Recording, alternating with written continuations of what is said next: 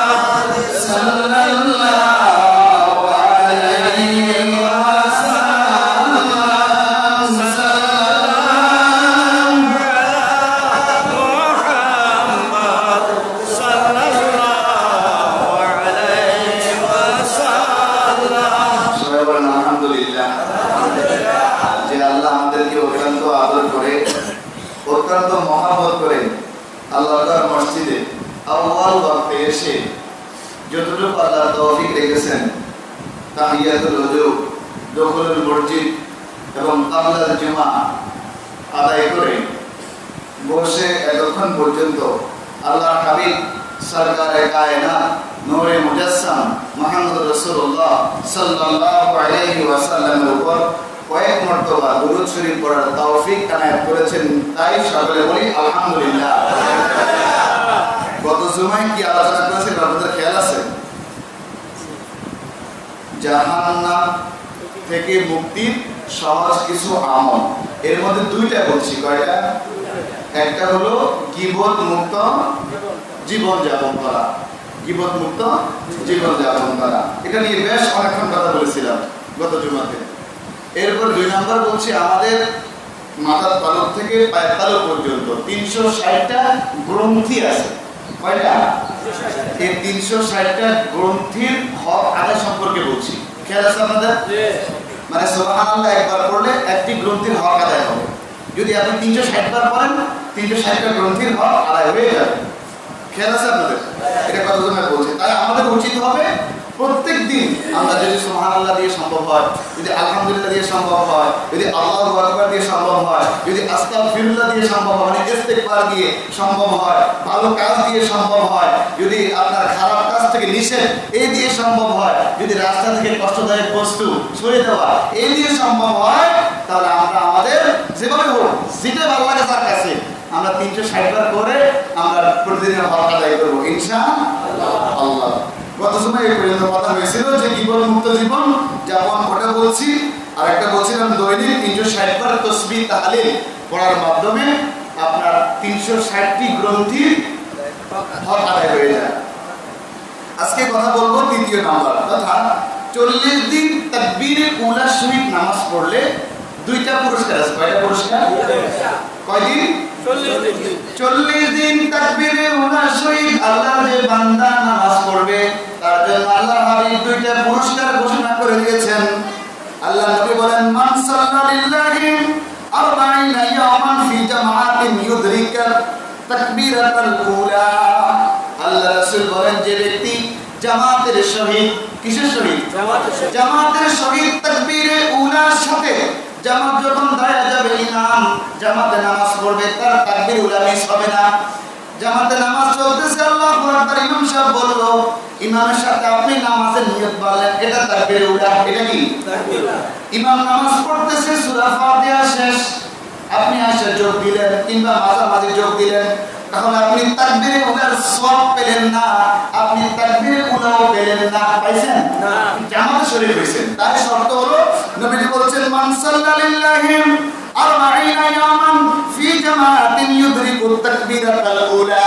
আল্লাহর যে বান্দা তাকবীরে উলা পাইতে হলে জামাত শর্ত, জামাতের শরীক তাকবীরে উলার সাথে 40 ওয়াক্ত নয় 40 দিন নামাজ আদায় করবে। কয় দিন?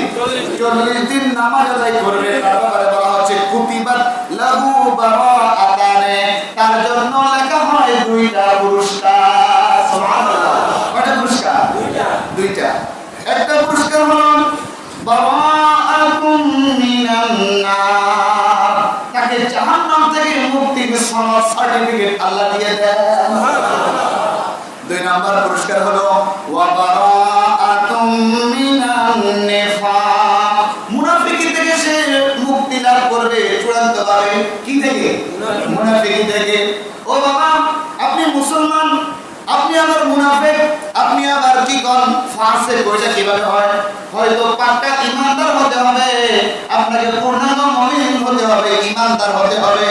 ইমানদার হলে আপনি ইমানদার যদি হন তাহলে আপনি মুনাফিক হবেন না, আপনি ফাসিক হবেন না।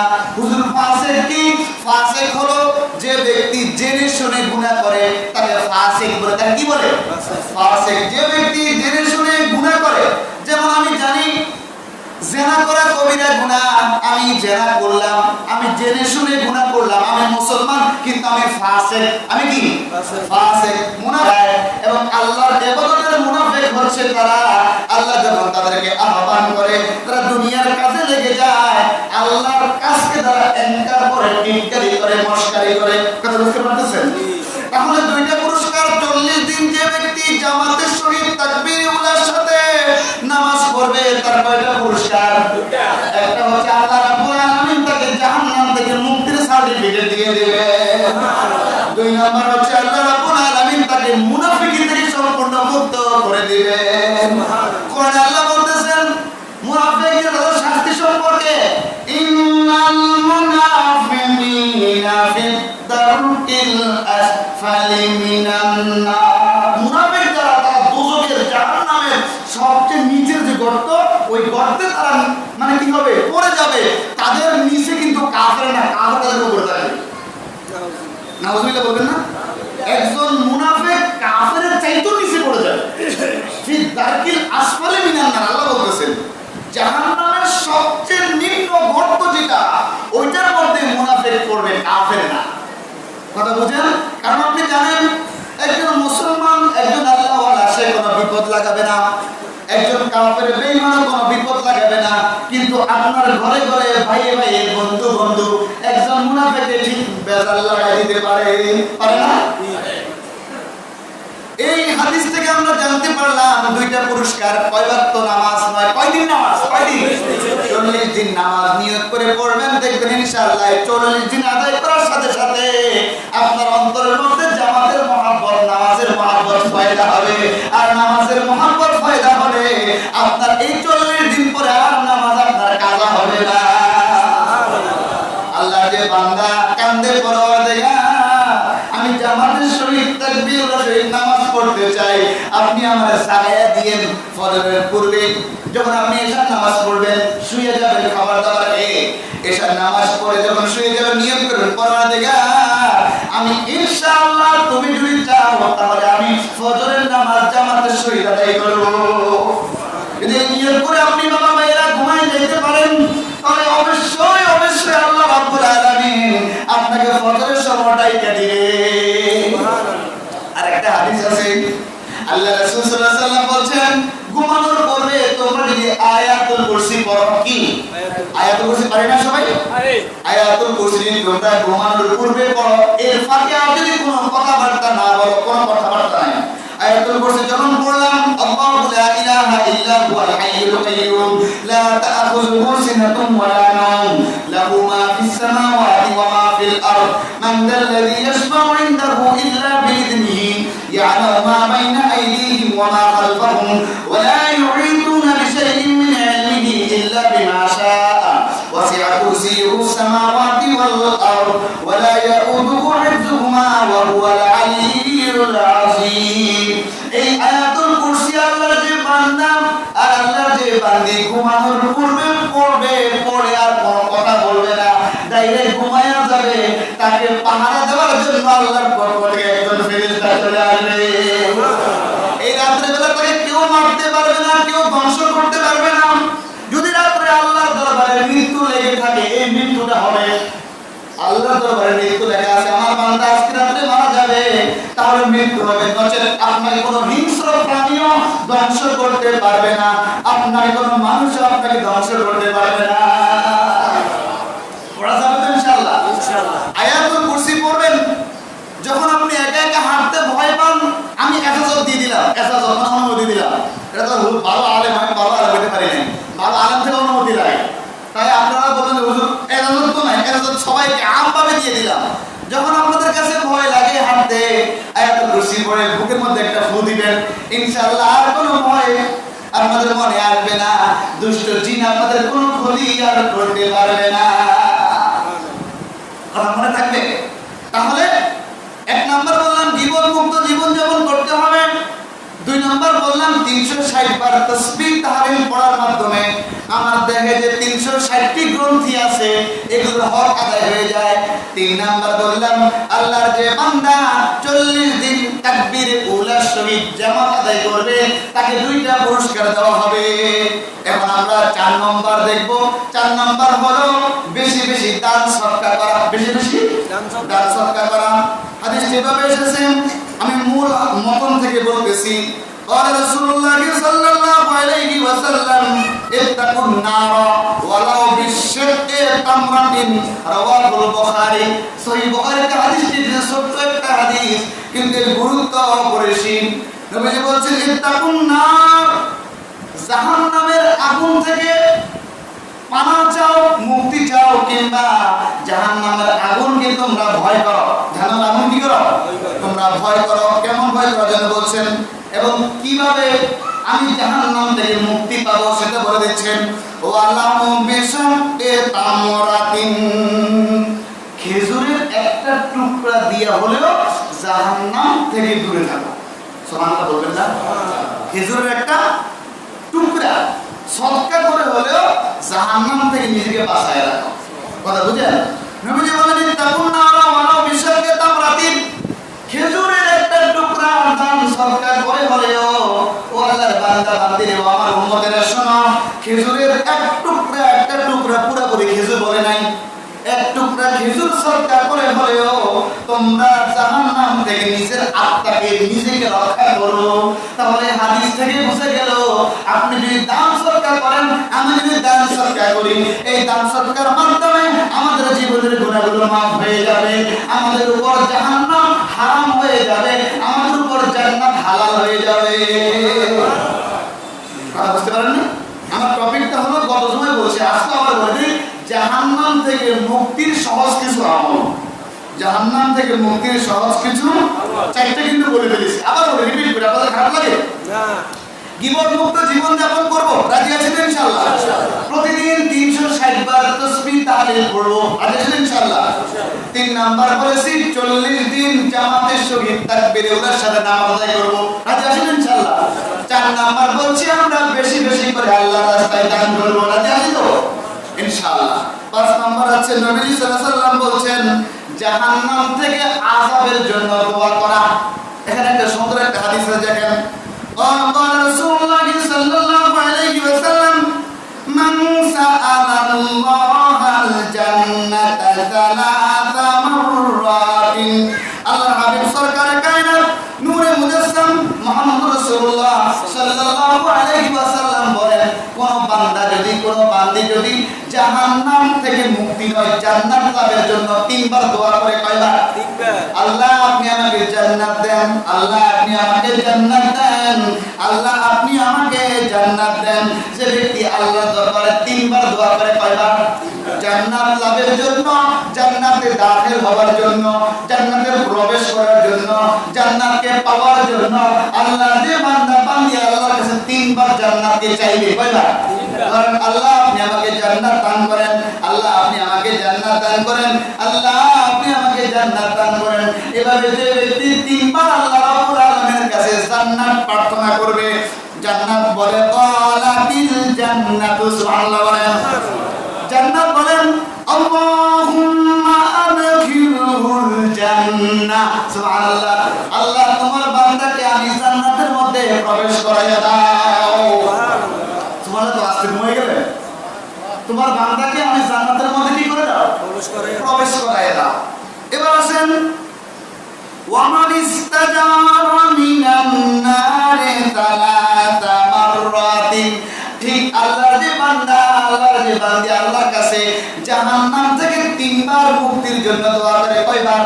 3 বার। 3 বার আল্লাহ তুমি আমাকে জাহান্নাম থেকে মুক্ত করে দাও, জাহান্নামে তো ভয়াবহতা, এত গরম, এত আযাব সহ্য করতে পারো না, জাহান্নাম থেকে আমাকে মুক্ত করো, জাহান্নাম থেকে আমাকে মুক্ত করো, জাহান্নাম থেকে আমাকে মুক্ত করো। যে ব্যক্তি 3 বার এভাবে দোয়া করবে জাহান্নাম থেকে মুক্তি লাভের জন্য, ক্বালাতিন নারু, জাহান্নাম বলে, সুবহানাল্লাহ বলেন, জাহান্নাম কারে বলে? কথা বলেন না, কারে বলে? আল্লাহকে জাহান্নাম বলে। আল্লাহুম্মা আজিরহু মিনান নার, আল্লাহ তোমারে বান্দা, তোমারে বান্দিকে জাহান্নাম থেকে তুমি মুক্তি দিয়া দাও। সুবহানাল্লাহ, সুবহানাল্লাহ, আল্লাহরে বলে। তাহলে আমাদের জান্নাত চাওয়া দরকার আছে নি? আছে নি? জাহান্নাম থেকে মুক্তি লাভের জন্য আল্লাহর দরবারে দোয়া করা দরকার আছে নি? আছে। তাহলে আমরা যখনই নামাজ পড়ব কিংবা যখনই আমাদের গুনার কথা আমাদের স্মরণ হবে, তখন আমরা জাহান্নাম থেকে মুক্তি চাইবো, জান্নাত চাইবো, রাজি আছি তো? কমপক্ষে কয়বার? 3 বার। কমপক্ষে কয়বার? 3 বার। 3 বার। কথা বুঝেন? 1 বছর আল্লাহ জান্নাত দাও, শেষ হলো না? 3 বার চাইবেন, এর উপরে বেশি চাইলে পাইলেন, বেশি চাইলে তো আলহামদুলিল্লাহ, আল্লাহর কাছে তো কম নাই, কম আছে নি? যদি আপনি আমি জান্নাত লাভের আশা করি কয়বার করব? তখন জান্নাত সুপারিশ করবে, আল্লাহ দেরি করিয়ে না, আমাদের বান্দার তাড়াতাড়ি আমার জান্নাতের মধ্যে প্রবেশ করায় যায়। যখন জাহান্নাম থেকে মুক্তি লাভের জন্য দোয়া করব, আল্লাহ জাহান্নাম বলবে বাকালাতি না, জাহান্নাম বলবে যে পরওয়ারদিগার আপনি এই আপনার বান্দারে জাহান্নাম থেকে মুক্তি দিয়ে দেন, আর দরকার নাই। এখানে আমরা কি দরকার কেন দিয়ে আছে? এখানে এর দরকার আমার কি দরকার না, এর মুক্তি দিলেন। মানে আরো তো গুণা সেই আছে, কাল দিও না, জাহান্নাম থেকে মুক্তিও চাই না, খালি গুনাহ করতে করতে করতে করতে নিজের জীবনও শেষ করে দিচ্ছি। তো এই গুণে জান্নাতের দরকার। আল্লাহুম্মা সাল্লি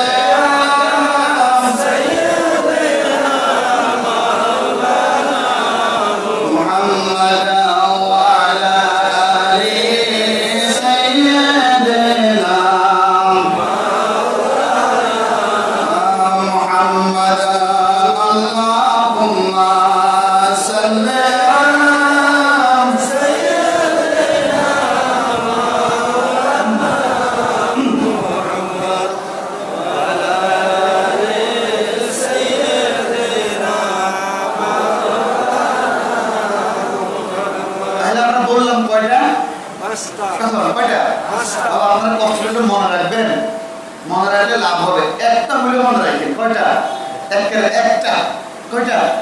একটা হলে মনে রাখেন, আমার কথাটা সার্থক হবে। কথা বুঝেন? প্রত্যেক জুমাতে নতুন নতুন বিষয়ভিত্তিক আলোচনা তৈরি করা খুব কঠিন। কথা বুঝতে পারতেছেন?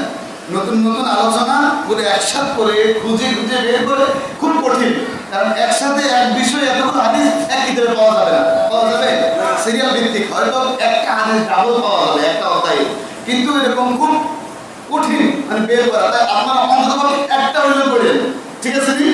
প্রথম বললাম গীবত মুক্ত জীবন যাপন, খেয়াল রাখবে।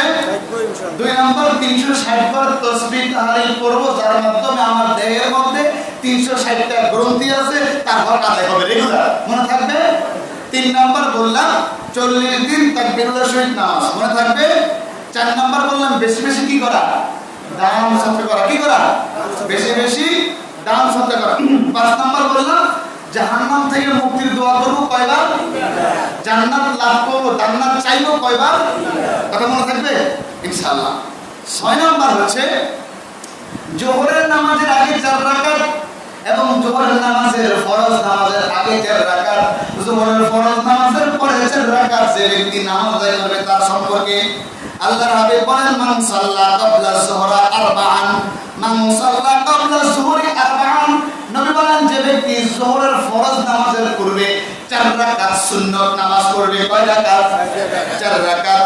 ওয়া বা'দাহা আরবা'a, যোহরের ফরজ নামাজের পরে আবার 4 রাকাত পড়বে, কয় রাকাত? 4 রাকাত। যোহরের নামাজের ফরজের পূর্বে 4 রাকাত সুন্নাত, যোহর নামাজের ফরজের পরে 4 রাকাত সুন্নাত যে ব্যক্তি পড়বে হারামাহুল্লাহু আলান নার, আল্লাহ রাসূল বলেন তার জন্য জাহান্নাম হারাম হয়ে যাবে। যে ব্যক্তি যোহরের নামাজের ফরজের পূর্বে 4 রাকাত সুন্নাত পড়বে, কয় রাকাত?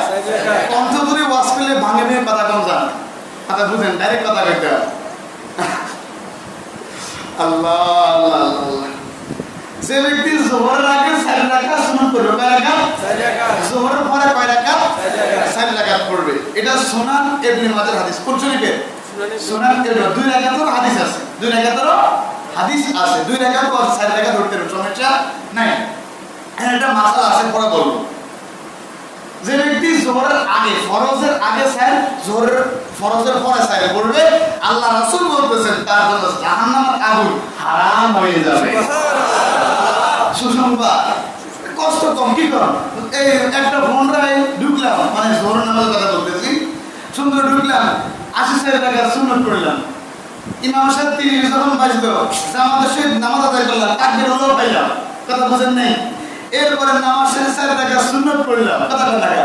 তাহলে আমার আপনার যারা পড়ছি, যারা পড়বে, সকলের জন্য জাহান্নামের আগুন হারাম হয়ে যাবে। সুবহানাল্লাহ। যার ব্যাপারে জাহান্নামের আগুন হারাম, তাকে জাহান্নামে দেওয়া হবে না, আর জাহান্নামে দেওয়া হবে না। জান্নাত যার জন্য হালাল হয়ে যায়। আচ্ছা, জাহান্নাম হারাম হলে হালাল কি হইব? জান্নাত। হালাল কি হইব? জান্নাত। আলহামদুলিল্লাহ বলেন। তাহলে হাদিস থেকে বুঝতে বুঝতে পারলাম জোহরের আগে সাইড, জোহরের ফরজের পরে সাইড। যে ব্যক্তি পড়বে সুন্নত নামাজ, আল্লাহ রাব্বুল আলামিন তার কি করবে? জীবনের সকল গুনাহগুলো মাফ করবে। জীবনের গুনাহ মাফ না করে জাহান্নাম কেমনে হারাম হইব? কথা বলছেন নি? একটু গবেষণামূলক কথা বলতেছি। যদি জীবনের গুনাহ মাফ না হয়, কথা বুঝেন, গুনাহ আমার গুনাহের মাফ যদি না হয়, তাহলে জাহান্নাম হারাম হলে আপনার কি? ধরেন জাহান্নাম হারাম কইলাম, আমি কইলাম, আর গুনাহ করা জাহান্নামে আগুনে জ্বলতে হইব। তাইলে জাহান্নাম হারাম যার ব্যাপারে কথা আসতেছে, তার মানে আল্লাহ তার গুনাহগুলো মাফ করে দিচ্ছে। আল্লাহ কি রহমানুর রহিম। রহমানুর রহিম নামে তোমার আল্লাহু আল্লাহু আল্লাহ। রহমান রহিম এত দয়াবান, এত মায়া আল্লাহ বান্দার প্রতি, মাখলুকাতের প্রতি, আর কোন কারো এরকম দয়া নাই। যত অপরাধ করেন, যত গুনাহ করেন, শুধু বান্দার হক নষ্ট না করলে হবে। কারণ বান্দার হক নষ্ট না কইরা যদি আল্লাহর হক নষ্ট করেন, মানে আল্লাহ যা হুকুম করেছে তা কি করেন? না করেন। যাহা নিষেধ করেছেন তা বেশি বেশি করে করেন, তাহলে আল্লাহ হক নষ্ট হবে। এই জন্য আপনি ভুল স্বীকার করে কেড়ে দিবেন, আল্লাহ মাফ করে দেবেন। আর বান্দার হক নষ্ট করলে একটা ভেজাল লাগবে, বান্দা তুলতে ভালো লাগবে, বান্দা তুমি কি করে লাগবো? এই জন্য বান্দার হক নষ্ট করিয়েন না। যত কষ্ট দরকার নাই, দরকার পড়লে গুনাহ হয়ে গেছে, ভুল হয়ে গেছে, আল্লাহর কাছে মাফ চাইবেন। কথা বুঝেন? আর বান্দার হক নষ্ট করলে বান্দার কাছে মাফ চাওয়া লাগবে। তাহলে এই হাদিস থেকে আমরা বুঝতে পারলাম যে ব্যক্তি সুন্নত নামাজ পড়বে জোহরের ফরজের পর আর ফরজের পূর্বে, পরে এবং পূর্বে, তাহলে তার জন্য জাহান্নাম হারাম হয়ে যাবে। আচ্ছা, 7 নাম্বার, মানুষের সাথে মধুর কথা বলা, মিষ্টি কথা বলা। যেমন মানুষকে দেখলে একটা হাসি দিবেন, মুস্কি হাসি, এটা সুন্নাত। এটা কি সুন্নাত? এটা একটু শুধু টাকা লাগবে না, একটু হাসি দিবেন, একটা সৎকার সওয়াব আল্লাহ দিয়ে দিবে। সৎকার, সুবহানাল্লাহ বলেন, একটা সৎকার সওয়াব কে দিবে? আল্লাহ। হাসি মুখে মুসলমানের সাথে কথা বলাটা ইবাদত। ইবাদত। হুজুর বিতর্কের সাথে কথা বলবেন, হাসি মুখে কথা বললে হয়তো আপনার এই অবস্থা থেকে সে ইসলাম গ্রহণ করতে পারে। কথা বুঝছেন না? তাহলে এটাও ইবাদত বলে গণ্য হবে যদি সে ইসলাম ধর্ম গ্রহণ করে। কথা বুঝতে পারতেছেন? তাহলে সকলের সাথে হাসি মুখে কথা বলা কি? হাসি কয় প্রকার? কয় প্রকার? একটা হচ্ছে এটা, এটা হলো তাবাসসুম। এটা কি বলে? এটা নবীজির খাস সুন্নাত। সুবহানাল্লাহ বলেন। নবী সবসময় হাসতেন এভাবে, মুস্কি হাসি দিতেন। এটা মুস্কি হাসি। এই মুস্কি হাসি মারলে তার একজন অন্তর ঠান্ডা হয়ে যায়। ঠিক আছে না? যাদের ঠান্ডা হয়ে কথা বলতেছে, ধরুন আপনার স্টেশনে আপনার রাগ, স্টেশনে একটু হাসি দিবেন, কমাইতে হাজার মতো হাসে গা, ফির তো খুশি লাগে রে, কিন্তু অনেকে নিজে নিজে কি করে থাকি কয় কমাইকে আসে গা। কথা বলতে শুধু একটু মিষ্টি হাসি দিবেন এভাবে, এই মিষ্টি হাসি। এটা হচ্ছে একটা, এটা বলে তাবাসসুম। এটা কি বলে? আর তো দেখে মানে দাঁত দেখা যাবে, এবার একটা হাসি আছে না, হাসি মারা যাবে, আওয়াজ হবে না। প্রথমটা দাঁত দেখা যাবে না, এই দ্বিতীয়টা দাঁত দেখা যাবে এভাবে। অনেকে এভাবে হাসে, দেখবেন দাঁত কেটে হাসে। আর কেউ আছে একটা হাসি আছে না, ওইটার বলে কাহ কাহ, ওইটার কি বলে? এই হাসিটা হারাম। এই হাসিটা কি? কথা বুঝতে পারতেছেন? তাহলে এই হাসিটা এটা সুন্নাত। এটা কি? নবীজির খাস সুন্নাত। আর দাঁত দেখা যায় যে ওটা ইমানদারের হাসি। সুবহানাল্লাহ বলেন। মানে এত হাসি হাসতে হাসতে মিসকের কামা না, দাঁত বার হয়ে গেছে। আর কত দাঁত বার হয়ে যায়, কথা বলবেন না? কিন্তু আওয়াজ হইলেই ওটা হারাম হয়ে যাবে। ওটা শয়তানের হাসি। কার হাসি? শয়তানের হাসি। কার হাসি? একটা হাসি আছে না, এই ওটা। কথা মনে থাকবে। এজন্য আপনার সঙ্গে কোনো মুসলমান ভাই আসছে, টাকা নেই, পয়সার দরকার কি, তেমন একটু হাসি মারবেন, ও হাসি মারবো, অন্তর ঠান্ডা, পেট খালি থাকলে পেটে ভরে যাবে। সুবহানাল্লাহ। আল্লাহ রাসূল বলেন, আলা উখবিরুকুম বিমান ইয়াহরুমু আলান নারি। আব্দুল্লাহ ইবনে মাসউদ থেকে হাদিসটা, আন আব্দুল্লাহ ইবনে মাসউদ قال قال رسول الله صلى الله عليه وسلم আলা উখবিরুকুম বিমান ইয়াহরুমু আলান নারি। নবীজি বলতেছেন জাহান্নাম হারাম হয়ে যায় এমন একটি বিষয় তোমাদেরকে আমি বলবো না? সুবহানাল্লাহ বলেন। জাহান্নাম হারাম হয়ে যাবে এমন একটি বিষয়কে আমি তোমাদেরকে বলবো না? কি বলতেছেন? মুহাম্মদ রাসূলুল্লাহ সাল্লাল্লাহু আলাইহি সাল্লাম এর বলতেছেন আও বিমান তাহরুমু আলাইহিন নার, সুবহানাল্লাহ বলেন। জাহান্নামের আগুন হারাম হয়ে যাবে এমন কথাকে আমি তোমাদেরকে বলবো না? তাহলে একটা হলো জাহান্নাম হারাম হবে, একটা কি হবে? জাহান্নাম হারাম হবে। আবার হচ্ছে জাহান্নামের জন্য ব্যক্তিকে আল্লাহ হারাম করে দিবেন। আল্লাহ উখবিরুকুম বিমান ইয়াহরুমু আলান নার, এটা হলো জাহান্নাম হারাম হবে। আর অথবা বিমান তাহরুমু আলাইহিন নার, জাহান্নামের জন্য ধরেন কারো দেখুন ছোট বাবুর গায়ে বেদা লাগতে হবে, এইটাকে হারাম করে দেওয়া হয়েছে। জাহান্নামের জন্য যদি এই বাচ্চাটাকে হারাম করে দেওয়া হয়, জাহান্নামের ভেতরে জ্বালাইবো? আমার কথা বুঝেননি? একটা হচ্ছে জাহান্নাম হারাম হবে, কি হবে? জাহান্নাম হারাম হবে। আর দ্বিতীয় কথা হলো জাহান্নামের জন্য ব্যক্তিটা হারাম হয়ে যাবে। তার মানে কি জাহান্নামে দেওয়া হবে না। শুধু কি নবীজি বললেন আলা কুল্লি করিবিন হাইয়িন সাহালিন, মানুষের কাছাকাছি, কাছের হোক দূরের হোক যত মানুষ আছে একটু নম্র ভাষায় মিষ্টি ভাষায় কথা বলবেন, এটাও সদকা, সুবহানাল্লাহ বলেন। একটু মিষ্টি কথা, সালাম ভালো আছেন, হাসি মারলেন একটা সদকা, মিষ্টি কথা বললেন আরেকটা সদকা। এই ওসিলায় গুনাহ মাফ হবে, জাহান্নাম আপনার আমার জন্য হারাম হয়ে যাবে। কথা বলে মনে থাকবে? এই হাদিসে জামে তিরমিজিতে এসেছে। তাহলে 8 নম্বর হলো চোখকে গুনাহ থেকে হেফাজত করা, চোখকে গুনাহ থেকে হেফাজত করা। এখানে একটা হাদিস আছে, নবীজি বলেন আইনানে লা তামাসসুহুমা আন-নার, আইনানে লা তামাসসুহুমা আন-নার, দুই চোখের জন্য জাহান্নাম নাই, মানে দুই চোখকে জাহান্নাম স্পর্শ করবে না। সুবহানাল্লাহ। কয়টা চোখকে? দুইটা চোখকে। আবার খেয়াল করেন আইনানে তাসনিয়া সিগা, আইনানে দুইটা, আইনানে লা তামাসসুহুমা আন-নার, দুই চোখকে কখনো জাহান্নামের আগুন স্পর্শ করবে না। এক নাম্বার হলো আপনার আইনুন বাকাত মিন খাশিয়াতিল্লাহ, আল্লাহর ভয়ে যে চোখ দিয়ে অজরে পানি পড়ে ওই চোখের জন্য জাহান্নাম হারাম। আল্লাহর ভয়ে যে দুইটা চোখ দিয়ে, যার দুইটা চোখ দিয়ে আল্লাহর ভয়ে অজরে পানি পড়ে কিংবা চোখের পানি বের হয়, আল্লাহর ভয়ে ওই দুইটা চোখকে, ওই ব্যক্তির ওই দুইটা চোখকে কখনো জাহান্নামে স্পর্শ করবে না।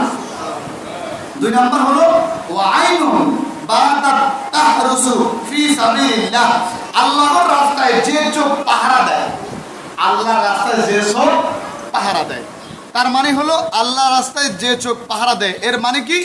এর মানে হলো একবারে সহজ, এর মানে হলো আমি আমার চোখটাকে যাবতীয় গুনার কাছ থেকে বাঁচিয়ে রাখবো। আমি আমার চোখে যত গুনাহ আছে সকল গুনার কাছ থেকে কি রাখবো? মানে এক কথায় কুদৃষ্টি আমি দেব না। আমার চোখ দিয়ে আমি আমার লজ্জাস্থানকে হেফাজত করব।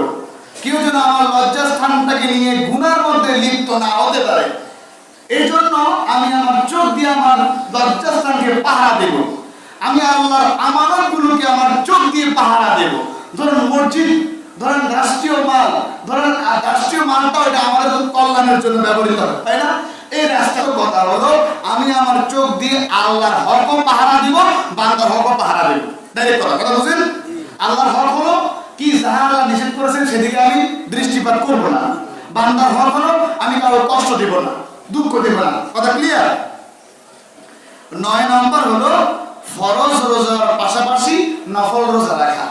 যেমন প্রত্যেক চাঁদের 13 তারিখ, 14 তারিখ, 15 তারিখ 3টা রোজা আছে। কয়টা রোজা? এটাকে বলা হয় আইয়ামে বীজের রোজা, আইয়ামে বীজের রোজা। প্রত্যেক মাসে 3টা, চাঁদের 13, চাঁদের 14, চাঁদের 15, 7টা আছে। সোমবার রোজা রাখতে পারেন, কি বারে? সোমবারে অথবা বৃহস্পতিবার, 7টা দুইটাও রাখতে পারেন, সোমবারও পারেন বৃহস্পতিবারে পারেন। তার মানে কেন? বুখারীর হাদিস আসিয়ামু জুন্নাতুন, রোজাটা হচ্ছে ঢাল স্বরূপ। সুবহানাল্লাহ সুবহানাল্লাহ। ফরজ রোজা হিসাবটা দিলেন না? ফরজ রোজা শাওয়ালের 6 রোজা হিসাব দিছি তো, এটা দিতে আপনার জন্য কি হয়ে গেল? আপনার জন্য পুরো বছরের রোজা লেখা হয়ে গেল। 30 আর ওখানে 6, 360 বা 355 যেটাই ধরেন, আপনার কি হয়ে গেল? এই পুরো বছর রোজা হয়ে গেল। আর বাকিটা এক্সট্রা, এটা কি হয়? এক্সট্রা কাজে কি হয়? বোনাস তো কয়, আবার কি আছে না ওভারটাইম। ওভারটাইম করলে বেতন থেকে অনেক সময় ডাবল টাকা পাওয়া যায় না? আপনি যদি ওভারটাইম করেন, নফল রোজা রাখেন, তাহলে ইনশাআল্লাহ এটাও আপনার জাহান্নামের আগুনের ঢাল হয়ে যাবে। আর জাহান্নামের আগুন আসবে, এটা ঢাল হয়ে আপনাকে ফিরাবে, বাঁচাবে। সর্বশেষ কথা যেটা হলো, শেষ হাদিস, আমরা কন্যা সন্তান হইলে খুশি না ছেলে সন্তান হলে খুশি? একটা অন্তরতুল কথা কই, মিশাল কইেন না। ছেলে সন্তান হলে খুশি বাবা, সবাই করতে হবে। ছেলের পক্ষে যারা হাত তোলেন, মানে আমি হাত তুললেন, ছেলের পক্ষে যারা, ছেলে হলে খুশি, খুশি। আর মেয়ে হলে খুশি কারা কারা হাত তোলেন?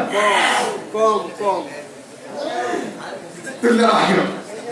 আপনারা ছেলে লালন পালন করলে বেহেশত দিব, এরকম হাদিস আল্লাহর কসম আমি আজও পাইনি।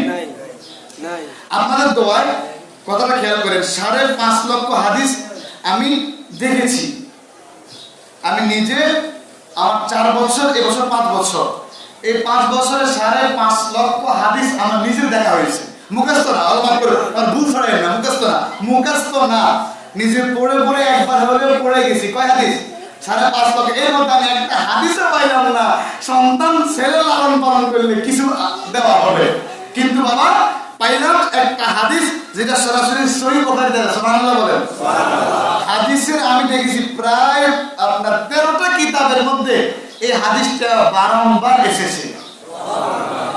আম্মাজান আয়েশা সিদ্দিকা রাদিয়াল্লাহু তাআলা আনহা এর নিকট একজন ভিক্ষুক আসছেন, মহিলা ভিক্ষুক। কি ভিক্ষুক?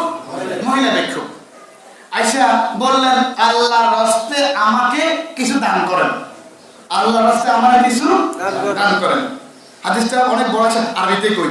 আর আয়েশা রাদিয়াল্লাহু তাআলা আনহা বলেন, আম্মাজান থেকে বর্ণিত, আম্মাজান আয়েশা থেকে বর্ণিত, কলাত তিনি বলেন, দাখালাতিল ইমরাআতুন মা ইবনাতানে লাহা তাসআলু। আম্মাজান আয়েশার কাছে প্রবেশ করলো একজন সাইল, ভিক্ষুক। সাইল মানে ভিক্ষুক। আয়েশা সাইল করলো, তার সাথে ছিল ইবনাতানে, 2টা মেয়ে। সুবহানাল্লাহ বলেন।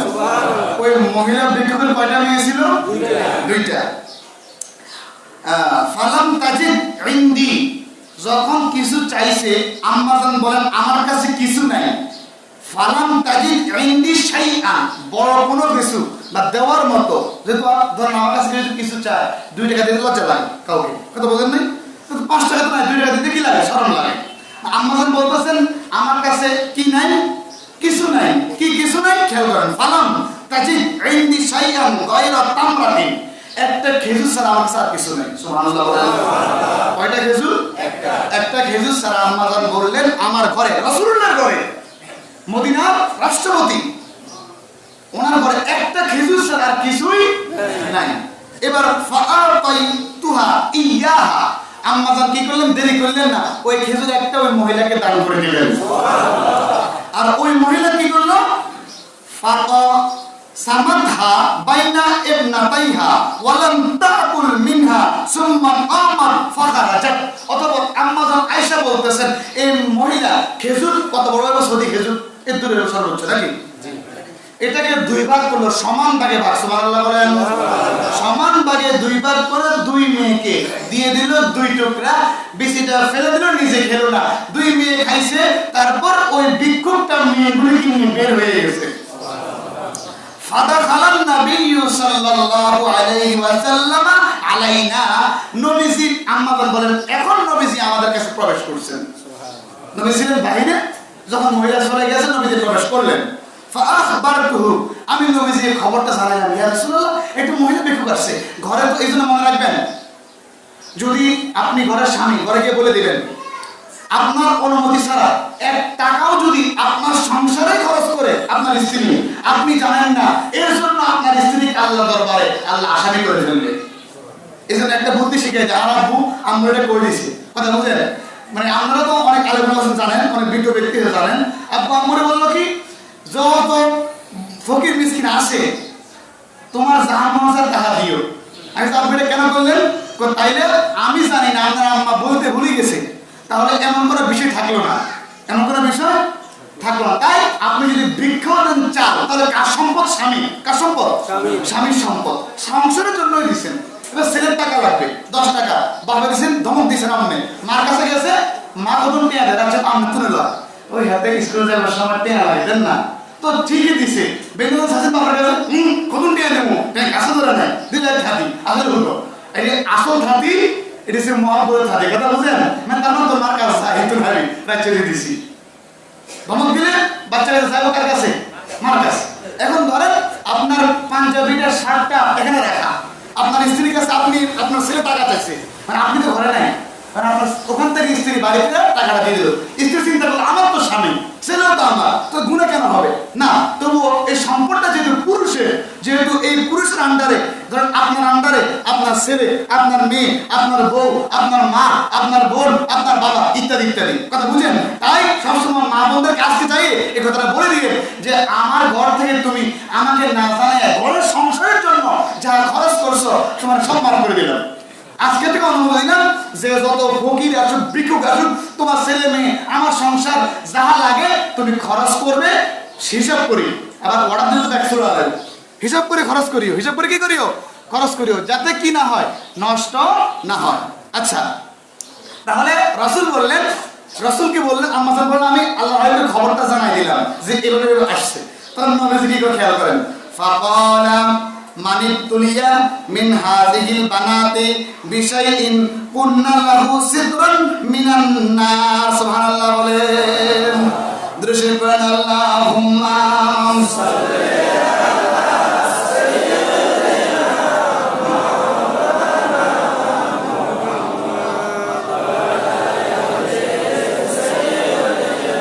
মাওলানা।